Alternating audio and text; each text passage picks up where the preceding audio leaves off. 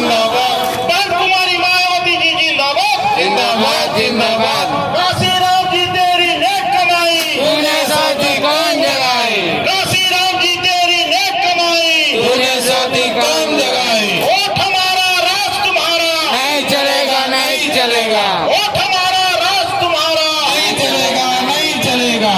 Bahujan Samaj party जिंदाबाद, जिंदाबाद जिंदाबाद, बहुजन समाज पार्टी जिंदाबाद, जिंदाबाद जिंदाबाद। बीएसपी की क्या पहचान, नीला झंडा हाथी निशान, बीएसपी की क्या पहचान, नीला झंडा हाथी निशान। जय भीम, जय भीम, जय भीम। जय भीम।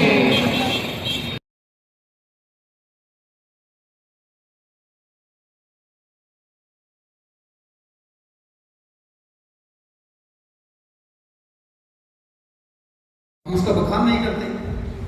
तालाब के पानी के लिए भी, पानी पीने के लिए तालाब का, उसके भी लड़ाई लड़नी पड़ी। और सम्मानित साथियों, जिस तरह की लड़ाई लड़ी उस लड़ाई को भूल गए। हम सोच रहे फ्री का पानी है। पानी पीते वक्त अगर मैं बिस्लरी का पानी, एक गिलास का पानी पीते टाइम बाबा साहब को याद कर लूं कि बाबा साहब तेरी अनुकंपा से ये मुझे पानी पीने का मौका मिल रहा है, तो गलत यूज नहीं करोगे। वोट देते टाइम अगर आप एक बार याद कर लो कि बाबा साहब तेरे बलिदानों की वजह से, तेरे बलिदानों से मुझे इस वोट का अधिकार मिला है, मुझे अपने बच्चों की कसम मैं इस वोट का सही इस्तेमाल करूंगा, तो सम्मानित साथियों गलत इस्तेमाल नहीं करोगे। एक बार सोच कर देखो, कभी सोचा आपने कि मेरे बच्चे को जो टाई मिलती है उसको स्कूल में कुर्सी पर बैठने का अधिकार मिलता है? अगर आप लोग एक बार भी सोच लो, बाबा साहब तेरी अनुकंपा से मेरे बच्चे को एक टाई, कुर्सी पर बैठने का मौका मिल रहा है, लेकिन नहीं, हम अपने बच्चे को नहीं बताना चाहते। हम बच्चे को नहीं बताना चाहते सम्मानित साथियों। और जब बताना नहीं चाहते तो बच्चे के दिमाग में एक बात आती है सम्मानित साथियों, क्योंकि हमने अपने कैडर को, महापुरुषों से लिए हुए कैडर को नीचे बच्चों तक पहुंचाने का काम नहीं किया। हम बहुत सारी मेहनत करना चाहते हैं, लेकिन ऐसी मेहनत नहीं करना चाहते जिससे कि हमारा मिशन, हमारा कैडर नीचे बच्चों तक सुरक्षित चला जाए। और जब बच्चों तक नहीं जाएगा, हमारा बच्चा सोचेगा, उसके दिमाग में ये बात रहेगी कि मेरे पापा की वजह से, मेरी मम्मी की वजह से मुझे टाई मिली है, मेरे मम्मी और पापा की वजह से मुझे कुर्सी पे बैठने का अधिकार मिला है, मेरे मम्मी पापा की वजह से मुझे महंगे स्कूल में पढ़ने का मौका मिला है। उसको तो यही पता है सम्मानित साथी, उसको ये नहीं पता कि मेरे बाप को भी अगर नौकरी मिली है वो बाबा साहब की वजह से मिली है, उसको नहीं पता। अगर मैं एक बार भी ये बताया अपने बच्चे को कि मुझे मेरे बाबा साहब की वजह से जो भी मिला है मुझे मिला है, और उसमें से कुछ अंश मैं अपनी मेहनत करके मिलाकर आपको दे रहा हूं, लेकिन जितना भी जो ट्रांसफर कर रहा हूं वो बाबा साहब की कमाई है, उन्हीं के बलिदान है, ये बताने का काम नहीं करते। हम अगर छोटे छोटे कैडर भी अपनी जनरेशन को देने का काम कर दे सम्मानित साथियों, तो निश्चित तौर पर हमारे बच्चे दिशा ना भटके। आज हमारे बच्चे दिशा भटक चुके हैं, क्योंकि 2003 से 2017 के बीच में हमने उनको कैडर नहीं दिया। जो मिशन का कैडर था, सेक्टर कमेटी बननी थी, हमारी बूथ कमेटी बननी थी, हमारी विधानसभा की कमेटी बननी थी, वो कमेटियां हमने बनाई नहीं।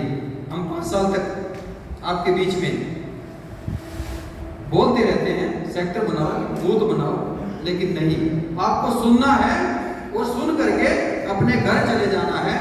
और सम्मानित साथियों, जब मीटिंग का टाइम, अगली मीटिंग का आपको संदेशा मिलता है, उस मीटिंग से एक दिन पहले आप कॉपी पेन उठाते हैं और फोल्डर पे लिख करके जो 1-2 लोग ठीक ठाक बैठे हैं असली, वो असली आ जाते हैं, और जो नकली होते हैं सम्मानित साथियों, ना तो वो आते लेकिन फोल्डर की फॉर्मेलिटी जरूर पूरी कर देते हैं। सम्मानित साथियों, ऐसा कब तक चलेगा? हमारे पास कमेटी नहीं होगी तो हमारे पास स्तंभ नहीं होगा, हमारे पास पिलर नहीं होगा। और हमने कई बार बताया आपको, किसी भी पार्टी में, किसी भी संगठन में, किसी भी राजनीतिक दल को वोटर चुनाव जिताने का काम कभी नहीं करता। हमने बताया चुनाव जिताने का काम करता है सपोर्टर। अगर सपोर्टर आपके बीच में नहीं है, आप कोई भी चुनाव जीतने का काम नहीं करेंगे। आपके बीच में हमारी सेक्टर कमेटी, बूथ कमेटी, विधानसभा की कमेटी, जिला कमेटी, इनके कार्यकर्ता, इनके पदाधिकारी नहीं है। यही हमारे सपोर्टर हैं, यही हमारे पिलर हैं, यही पहरेदार हैं, यही चौकीदार हैं हमारे। अगर ये हमारे बीच में नहीं है तो आप वोट को सुरक्षित नहीं रख सकते, पहरा नहीं दे सकते, क्योंकि आपके बीच में हमारा पदाधिकारी, पहरेदार नहीं खड़ा है। किसी मोहल्ले में, किसी गली में लास्ट के छोर पर जो लास्ट का मकान होता है, अगर आप लोग उस पर एक बड़ा नीला झंडा लगा दो, बड़ा सा एक नीला झंडा लगा दो, और जब चुनाव आएगा दूसरी पार्टी का व्यक्ति दूर से उस झंडे को देख करके उस गली में घुसने की हिम्मत नहीं करेगा, खाली झंडे से। अगर झंडा भी लगा है उस गली में, किसी गली में झंडा भी लगा हुआ है किसी मकान के ऊपर, उस गली में विरोधी पार्टी का कोई व्यक्ति घुसने की हिम्मत नहीं करता, क्योंकि उसको पता है कि यहाँ पे नीला झंडा लगा है, यहाँ पे जरूर बहुजन समाज पार्टी का कोई पहरेदार बैठा है। इस वोट को लूट नहीं सकते, ये वोट लूटी नहीं जाएगी।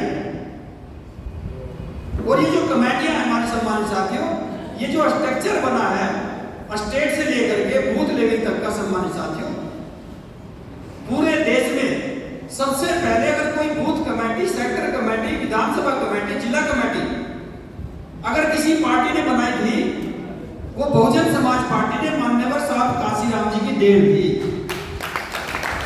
और किसी पार्टी के पास नहीं थी। और धीरे धीरे हमने इस स्ट्रक्चर को खोना शुरू कर दिया, दूसरे लोगों ने इस स्ट्रक्चर को पकड़ना शुरू कर दिया, दूसरे लोगों ने गली में, मोहल्लों में, घरों में, गांव में अपने पहरेदार खड़े करने शुरू कर दिए, और हम लोगों ने वहां से हटाने शुरू कर दिए। एक म्यान में कभी दो तलवार नहीं होती। जहां पे बहुजन समाज पार्टी का पहरेदार खड़ा है, उस जगह पे दूसरी पार्टी का पहरेदार खड़ा नहीं होगा। सम्मानित साथियों, अगर वो खड़ा करने की कोशिश करेंगे तो हमारा पहरेदार वहां पर के मजबूत तरीके से उसको फेस करेगा और लड़ने की कोशिश करेगा कि ये बहुजन समाज पार्टी का घर है, ये बहुजन समाज पार्टी का क्षेत्र है, इसमें भाई आप लोगों की जगह नहीं है, बताने का काम करेगा। और कुछ पदाधिकारी हमारे उल्टा करते हैं।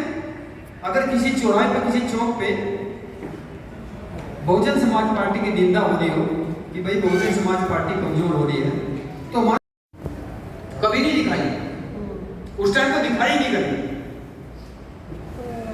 अखबार पूरे घर, पूरे गांव में कोई शायद एक आधे घर में अखबार आता था, सम्मानित साथियों, नहीं तो रेडियो हुआ करती थी, रेडियो में प्रचार नहीं था।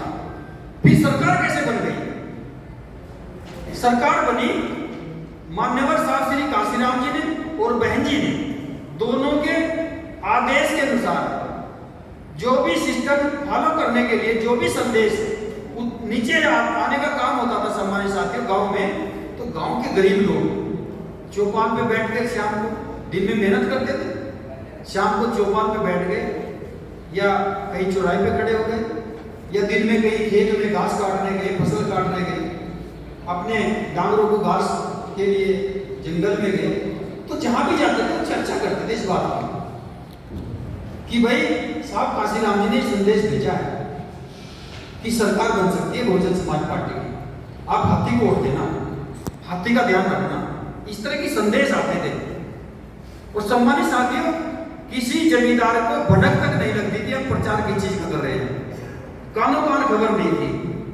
आज के टाइम में तो गोपनीय मीटिंग, हम कैसी भी गोपनीय मीटिंग कर ले, बाहर निकलते ही फोन करता है भाई ये मीटिंग में ये हो गया, उस मीटिंग में चाहे आप लोटे में नमक डलवा दो कि बताने नहीं कोई बात, लेकिन बाहर जाके बता देते हैं। वो गरीब लोग उस टाइम के जो भी चर्चा करते थे चुपचाप करते थे, अपनी चौपाल में बैठ करके चर्चा की। अगर कोई जमींदार उनके पास उस टाइम चर्चा के टाइम पर आ गया, उसी टाइम अपनी बात को बंद कर देते थे। और सम्मानित साथियों, चर्चा करते करते करते करते उन्होंने जिस बहन कुमारी माता जी को ऊपर से दलित समाज में पैदा हुई, जिसकी परछाई से लोग डरते थे, परछाई को भी बर्दाश्त नहीं करते थे, उन गरीब लोगों ने उस चर्चा से ही बहन जी को एक दिन मुख्यमंत्री बना दिया। और सम्मानित साथियों, फिर चर्चा चलती रही। वो चर्चा फैलते फैलते इतनी बड़ी ताकत बढ़ी कि उसके साथ बैकवर्ड भी लग गए, उसके साथ मुस्लिम लग गया, उसके साथ प्रकाश भी लग गया। लगा कैसे? क्योंकि उन्होंने अपनी फाउंडेशन, अपनी बुनियाद कंप्लीट करी। सेक्टर कमेटी के माध्यम से, बूथ कमेटी के माध्यम से, विधानसभा कमेटी के माध्यम से अपनी बुनियाद को मजबूत किया। और जब मजबूत हो गई, बैकवर्ड के लोगों ने सोचा, ओबीसी के लोगों ने सोचा कि जब इनकी बुनियाद मजबूत है तो इस पर हम लोग दीवार खड़ी कर सकते हैं। दीवार उन्होंने खड़ी शुरू की। जब दीवार खड़ी हो गई सम्मानित साथियों, उस पर छत डालने के लिए मुस्लिम लोग, अपर कास्ट के लोग आ गए। और इस तरह से हमारी मजबूत बिल्डिंग, यानी मजबूत पूर्ण बहुमत की सरकार 2007 में हमारी बनने का काम हुआ। और जब 2007 में सरकार बनी सम्मानित साथियों, बहुत सारे लोग बहन जी का जो विषय है सम्मानित साथियों, अगर दलित समाज में जन्म ना होता तो बहन जी आज बहुत दिन पहले पीएम बन चुकी होती।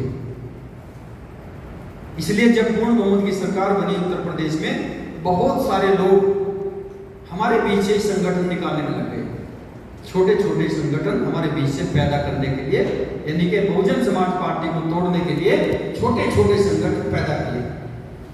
और जब वो संगठन पैदा हुए, उन संगठन 5 आदमियों का संगठन बना। कोई राष्ट्रीय अध्यक्ष बन गया, कोई प्रदेश अध्यक्ष बन गया, कोई सचिव बन गया, कोई कोषाध्यक्ष बन गया। संगठन जब बना, वो बाबा साहब की जय जयकार, साहब काशीराम जी की जय जयकार, बहुजन समाज पार्टी जिंदाबाद, बहन कुमारी माता जी की जिंदाबाद करते हुए उन्होंने अपने संगठन की शुरुआत की। और हमारे लोग भ्रमित हो गए कि भाई ये तो बहुजन समाज पार्टी के लिए जिंदाबाद कर रहे हैं, आपके बच्चों के भविष्य को खराब करें। ऐसे संगठन के साथ मत लगो सम्मानित साथियों, उनके साथ मत लगो जो आपके बच्चों की नौकरियों को छीनने का काम करे। ऐसे संगठन के साथ लगने का कोई फायदा नहीं है आपको सम्मानित साथियों, जो आपके बच्चों को ठेकेदारी में भी कहीं पे प्रवेश न करने दे, बिजनेस करने ना दे। हमारी और दूसरी जाति में एक बहुत बड़ी खाई खोदने का काम कोई संगठन करता हो, उसके साथ नहीं लगना चाहिए। ये नुकसान है, ये नुकसान है सम्मानित साथियों। और ये नुकसान हमें आज नजर नहीं आ रहा, कल नजर आएगा, जब हमारे बच्चों को उसकी कीमत चुकानी पड़ेगी, तब नजर आएगा। हमें राजा चाहिए, अपना राजा चाहिए, लेकिन राजा ऐसा चाहिए जो हमारे बच्चों के भविष्य को सुरक्षित रख सके। हमें हमारे बच्चों के भविष्य को सुरक्षित रखते हुए इस देश में समतामूलक समाज की बराबरी का दर्जा देने का काम करे। हमें ऐसा राजा चाहिए जो हमारे बच्चों को रोजगार दे सके, हमारी बहन बेटियों की इज्जत को सुरक्षित रख सके, मान और प्रतिष्ठा देने का काम करे। और ऐसा राजा हमारे बीच में एकमात्र राजा है बहन कुमारी मायावती जी, और कोई नहीं, क्योंकि उनका शासन हमने देख रखा है। जिसका शासन देख लिया उसको दोबारा देखने की जरूरत पड़ रही है सम्मानित साथी। और अगर ये सोचते हैं कि बहन जी को ही जरूरत है मुख्यमंत्री या प्रधानमंत्री बनने की, ऐसा नहीं है सम्मानित साथियों। ये जरूरत हमारी है, ये जरूरत आपकी है कि बहन जी प्रधानमंत्री बने। ये जरूरत आप लोगों की है, ये अपने बच्चों की जरूरत है। हमारे बच्चों के भविष्य को सुरक्षित रखने के लिए हमें जरूरत है कि बहन जी मुख्यमंत्री या प्रधानमंत्री बने।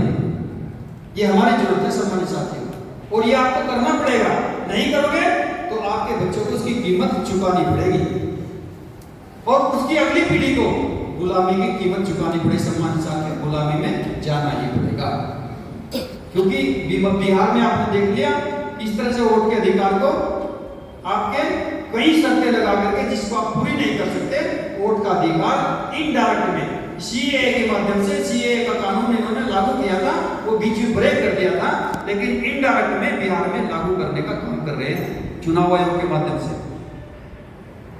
सिटीजनशिप अमेंडमेंट एक्ट एक इन्होंने कानून बनाया था, लेकिन बीच में ब्रेक हो गया था हल्ले गुल्ले की वजह से, वो बिहार में इनडायरेक्ट में सम्मानित साथियों चुनाव आयोग के माध्यम से लागू करना चाह रहे हैं। इस टाइम स्टे हो रखा है, लेकिन लागू करेंगे। कब तक स्टे होगा? ये स्टे तभी हो सकता है जब हम लोग अपनी राज्य में सरकार, सेंटर में सरकार बनाए, तभी रुकेगा। इसका कोई रास्ता नहीं है, और उसका रास्ता केवल एक ही है सम्मानित साथियों, कि गलत व्यक्ति को आशीर्वाद देना बंद कर दो। आपके आशीर्वाद से राजा बन सकता है वो, लेकिन आप राजा नहीं बनेंगे। आपको राजा खुद को बनाना है सम्मानित साथियों, अपने समाज को राजा बनाना है, अपने खुद के व्यक्ति को, खुद के बीच के व्यक्ति को आपको राजा बनाना है, जो हमारी रक्षा कर सके, सम्मान कर सके। हमें दूसरे को राजा नहीं बनाना।